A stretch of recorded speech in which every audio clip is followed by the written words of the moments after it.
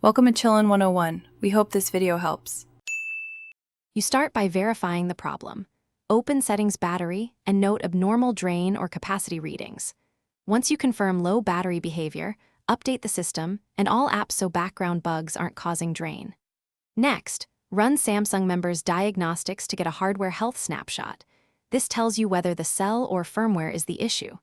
While you do that, disable high drain features like Bluetooth or location to prevent further wear before deeper fixes. Now you dig into the middle steps. Check battery usage by app and identify any rogue apps consuming CPU or wake locks. Once found, clear app cache, uninstall or force stop excessive apps, and restrict background activity. This reduces thermal stress and charge cycles.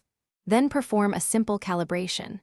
Charge to 100% without interruption, use the phone until it shuts down, and charge uninterrupted to 100% again. Doing this helps the system relearn capacity and reporting accuracy.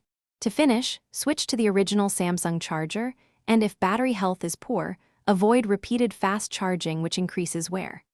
If diagnostics show significant capacity loss or issues persist after calibration and software fixes, back up your data and schedule a battery replacement or authorized service.